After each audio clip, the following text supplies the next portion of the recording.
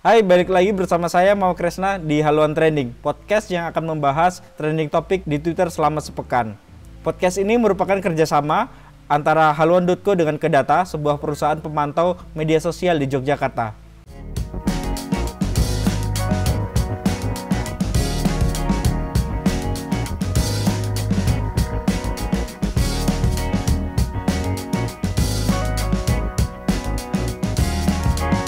Oke, kita mulai dari hari Senin. Nah, hari Senin ini kita punya trending topik yaitu Back to Islam Kafah. Tagar ini naik di Twitter selama 5 jam dan cukup menjadi perhatian di Twitter karena cukup masif postingannya hingga 6.508 postingan di Twitter. Nah, yang menarik dari isu ini adalah isu ini muncul tanpa ada isu yang mendahulunya. Jadi benar-benar pure tiba-tiba muncul aja nih trending Back to Islam Kafah. Tapi sebenarnya tagar seperti ini sudah biasa muncul tanpa ada momentum tertentu. Jadi memang sudah terbiasa naik di trending topik Twitter. Nah, untuk tagar ini engagement tertinggi didapatkan oleh akun @abahaiaiman.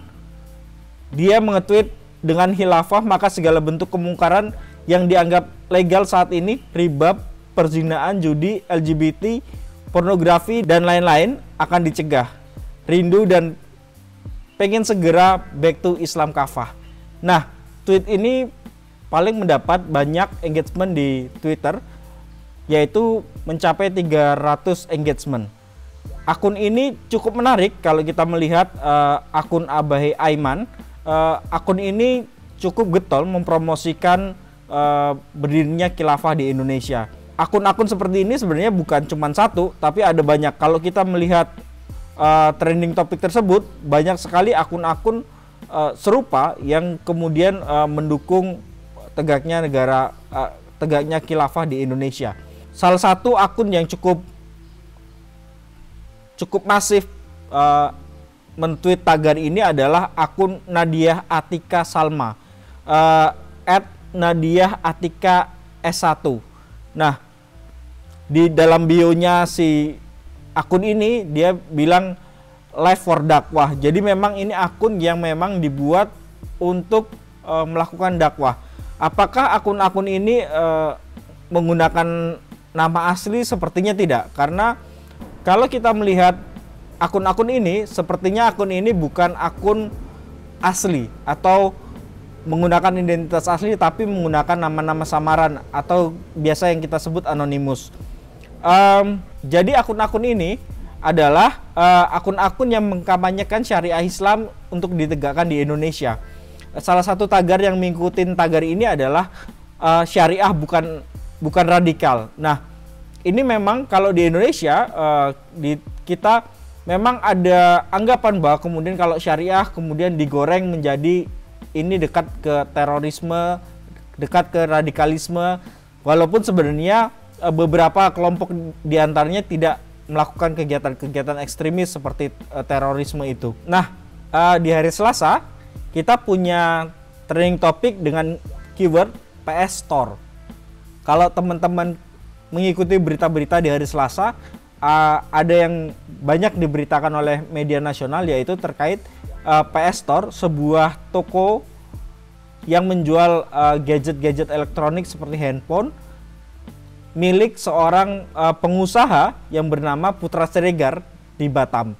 Nah, PS Store ini mencuri perhatian karena harga-harga yang mereka jual itu jauh di harga pasaran, terutama di daerah Jakarta. Tagar ini naik dengan postingan jumlahnya sampai 9.224 postingan dan bertahan selama 11 jam di Twitter. Cukup lama untuk sebuah berita, untuk trending sebuah berita ini cukup lama. Yang menarik dari PS Store ini adalah seperti yang saya bilang tadi, dia menjual gadget dengan harga di bawah pasaran. Saya melihat toko online-nya yang ada di Shopee gitu, PS Store ini menjual untuk harga iPhone 7 itu di angka 3 juta. Itu harga yang terendah yang saya cek di semua toko online. Kemudian juga untuk beberapa handphone Android lainnya, dia juga menjual dengan harga yang sangat miring. Misalnya Sony Xperia Z5 Premium itu hanya di angka 1 juta. Kemudian juga ada flash sale, dia juga bikin flash sale iPhone 11 Pro dengan harga 1.600.000. Wah, ini gila sih murahnya handphone-handphone yang dijual oleh PS Store ini. Yang menarik dari PS Store ini adalah dia sudah menggait banyak influencer untuk mempromosikan tokonya, untuk mempromosikan handphone-handphone murah yang dijual oleh Putra Siregar ini. Di trending topik ini ada akun @mazini_GSP atau Mazini. Dia ini adalah akun yang mendapat engagement paling tinggi untuk trending topik ini, hingga mencapai 84.000 engagement. Sangat banyak, lebih banyak dibandingkan jumlah tweet. Jadi ini engagement itu adalah total like, komen, dan retweet dari tweetnya Mazini. Mazini nge-tweet begini: PS Store kena ciduk karena barang dagangannya ilegal. Ikut kena sita juga tuh sebagai jaminan kerugian negara uang sebesar 550 juta dan rumah 1,5 miliar. Siap-siap aja nih influencer yang endorse bakal ribet kena panggil juga, minimal jadi saksi lah. Itu kata Mazini. Selain akun Mazini, ada juga akun @abugesper, yaitu akun yang paling banyak men-tweet keyword ini. Sampai 33 post. Gak ada yang spesial dari apa yang ditweetkan oleh Abu Gesper, tapi kalau kita melihat memang dia cukup intens nge-tweet soal IT, soal review-review gadget seperti itu. Nah, kita lanjut di hari Rabu. Di hari Rabu kita punya tagar yang cukup lama bertengger di trending topik Twitter, yaitu tagar gue bersama HRS. Tagar ini nangkring di Twitter selama 11 jam. Cukup lama, sangat lama dibandingkan dengan tagar-tagar yang lain. Biasanya untuk trending seperti ini biasanya cuma sampai 3-5 jam gitu. Nah, trending ini bisa sampai 11 jam. Tagar ini sebenarnya merujuk kepada Habib Rizik Syihab yang biasa juga disingkat dengan panggilan HRS. Nah, gue bersama HRS ini juga tidak ada momentum apapun tiba-tiba dinaikkan oleh akun yang bernama King Purwa. Nah, ini akun langganan yang sebenarnya sudah sering kita bahas di halian trending. Akun King Purwa ini yang menggerakkan tagar ini hingga naik sampai 11 jam di Twitter. Jadi akun King Purwa ini mendapatkan engagement 4.800 untuk satu tweet terkait dengan tagar ini. Jadi dia bilang gini: gue absen dulu, siapa aja yang siap untuk menaikkan tagar ini supaya trending terus sampai besok hari. Dengan tagarnya gue bersama Haris. Lagi-lagi akun King Purwa ini bukan cuma sekali nge-tweet soal gue bersama Haris, tapi juga beberapa, salah satunya dia menyebutkan target bahwa harus ada 50k. 50k tuh 50.000 cuitan. Tapi sayangnya target itu tidak tercapai. Kalau dari catatan kami hanya tembus sampai di angka 10.000 postingan. Selain akun King Purwa tadi, ada akun @tukangfallback_ yang dia paling masif men-tweet dengan tagar ini, men-tweet dan meretweet dengan tagar ini, yaitu mencapai 69 postingan. Itu tweet gue bersama HRS. Selanjutnya di hari Rabu kita punya trending topik yang tidak lama nangkring, tapi ini sangat-sangat menarik untuk kita ketahui, yaitu tagarnya adalah Ciptaker perluas lapangan kerja, yang nangkring selama 3 jam di Twitter. Apa yang menarik dari promosi undang-undang Cipta Kerja ini adalah giveaway. Nah, ini yang paling menarik sih dari tagar ini naiknya karena giveaway. Dari penelusuran kami ada 3 akun yang memberikan giveaway. Tapi sebelum kita bahas soal akun ini, mungkin kita perlu bahas dulu sedikit soal bagaimana undang-undang RUU Cipta Kerja ini yang sedang ramai diperbincangkan karena DPR terus berusaha untuk menggolkan undang-undang ini, terus nekat membahas ketika negara kita sedang dilanda pandemi. Sementara pada saat yang bersamaan gerakan buruh bersama rakyat juga menolak disahkannya RUU ini. Kenapa ini ditolak oleh gerakan buruh dan banyak organisasi buruh dan serikat? Karena salah satu poin yang menarik kalau kita ngelihat ulasan-ulasan yang muncul di Twitter sebagai counter terhadap tagar ini adalah RUU ini justru mengurangi hak-hak seorang pekerja begitu. Termasuk misalnya soal mendapatkan pesangon itu tidak ada lagi. Nah, itu counter isu yang diberikan. Nah, seperti yang saya bilang tadi, tagar ini naik karena ada 3 akun yang memberikan giveaway.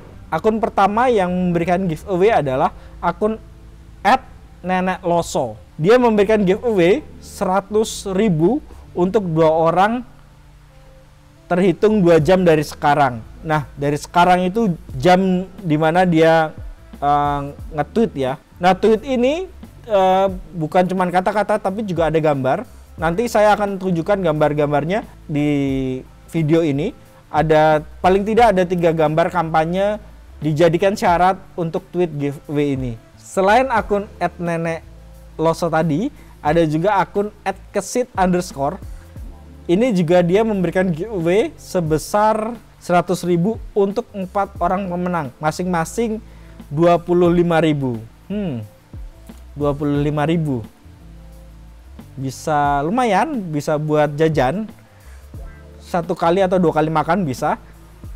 Kemudian akun ini meminta netizen untuk yang mau ikut giveaway ini untuk men-tweet dengan tagar Ciptaker perluas lapangan kerja. Dibatasin sampai pukul 19 WIB. Akun ketiga yang memberikan giveaway untuk tagar ini adalah akun @robert_moses. Nah, akun ini juga memberikan 100.000 untuk 4 orang pemenang, masing-masing 25.000, diakhiri pukul 19 WIB. Kompakan dengan akun @kesit_. Cukup replay dengan tagar Ciptaker perluas lapangan kerja. Nah, akun Robert Moses tadi men-tweet dengan sebuah gambar. Tujuan Omnibus Law RUU Ciptaker adalah menciptakan lapangan pekerjaan seluas-luasnya secara merata di seluruh Indonesia. Pasal 3 RUU Cipta Kerja. Selain itu juga ditambahi kebijakan baik buat apa masih demo. Jadi tujuannya adalah mengecilkan kenapa sih orang masih pada demo padahal Undang-Undang Cipta Kerja ini tujuannya baik loh gitu. Tapi memang tidak semua melihat bahwa undang-undang ini baik, terutama dari kelompok buruh. Itu yang terjadi di hari Rabu. Nah, kita lanjut lagi ke hari Kamis. Di hari Kamis ini kita punya keyword menarik yang teman-teman mesti juga udah ngikutin, yaitu keywordnya adalah Gilang. Nah, memang ini tweet yang horor, saya aja merinding bacanya. Bahkan beberapa thread di Twitter yang terkait dengan keyword ini saya nggak berani bacanya karena cukup mengerikan. Jadi keyword ini terkait dengan nama orang, yaitu Gilang. Gilang ini adalah pelaku pelecehan seksual yang cukup aneh. Anehnya kenapa? Karena dia punya fetish yang tidak lazim untuk kebanyakan orang, yaitu membungkus orang dengan kain jarik seperti pocong. Ya, seperti pocong. kalian bisa bayangkan orang dibungkus, kemudian ada orang yang merasa bergairah karena melihat bungkusan itu. Saya nggak paham lagi deh ini kenapa bisa yang seperti ini. Tapi gini, postingan ini menariknya adalah sebenarnya sudah mulai naik sejak Rabu malam. Rabu malam itu kata keyword Gilang itu sudah mulai muncul, tapi tidak banyak, tidak menjadi trending topik. Tapi hari Kamis itu baru ramai sekali diperbincangkan. Salah satu postingan yang sebuah thread di mana ada kesaksian korban, bagaimana dia approach oleh Gilang melalui media sosial, diajak berkenalan, kemudian berusaha menjelaskan bahwa dia sedang melakukan penelitian terkait bungkus-membungkus begitu. Kemudian meminta si korban untuk melakukannya. Kalau kita ngelihat kebanyakan korbannya Gilang adalah mereka masih berusia, masih sekolah atau juga mahasiswa baru. Di satu sisi selain ada faktor kengerian tadi, teman-teman silahkan nanti bisa baca sendiri bagaimana treatnya. Salah satu yang membuat miris adalah kemudian tweet-tweet semacam ini dijadikan sebagai bahan bercandaan atau bahan tertawaan gitu. Saya nggak kebayang sih bagaimana korban punya rasa trauma terhadap pelecehan yang dia dapatkan, kemudian apa yang terjadi itu dijadikan bahan guyonan oleh netizen di Twitter. Selain Gilang, oke, kita skip aja Gilang karena ini saya sendiri ngerasa tidak tidak nyaman memperbincangkan ini, apalagi terkait ada korban ya, banyak korban yang sudah muncul, dan semoga saja nanti bisa diselesaikan baik melalui hukum ataupun dari pihak kampusnya Gilang bisa memberikan hukuman terhadap Gilang. Nah, kita lanjut ke trending topik selanjutnya adalah dengan kata kunci Joko Chandra. Kita tahu Joko Chandra siapa, yaitu salah satu pelaku pembobol Bank Bali yang kala itu di tahun 98 berhasil membobol sekitar 900 miliar tahun 98. Sangat besar. Itu hampir menyamai dengan Edi Tansil. Edi Tansil membobol waktu itu 1 triliun kalau nggak salah ya, Edi Tansil. Nah,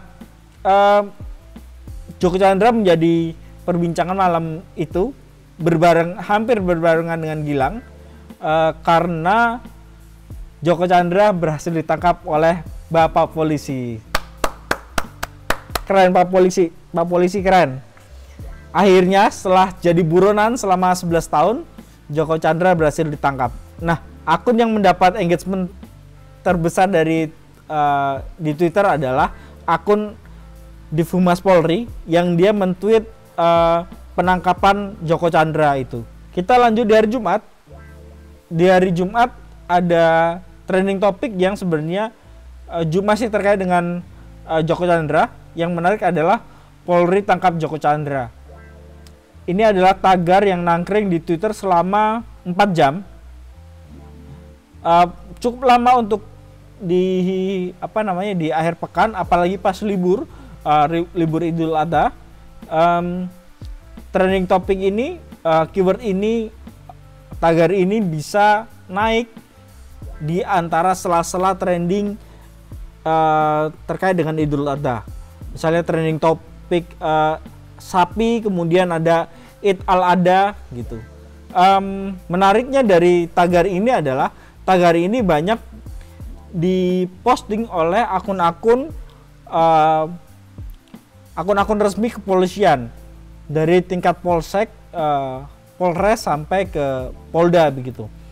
2 diantaranya adalah yang cukup mendapat engagement besar adalah akun Polres Pasaman Barat. Keren nih. Tweetnya kira-kira sama lah, bahwa polisi berhasil menangkap Joko Chandra setelah 11 tahun buron gitu. Kemudian juga ada akun Polres Trenggalek. Nah, ini sama juga memuji Komjen Listio yang berhasil menangkap Joko Chandra di Malaysia gitu. Di hari Jumat tidak ada trending menarik selain Polri tangkap Joko Chandra karena hampir semua tagarnya dipenuhi dengan tagar terkait Idul Adha. Kira-kira itu yang bisa aku sampaikan untuk haluan trending kali ini. Jangan lupa subscribe channel ini. Terima kasih banyak. Bye.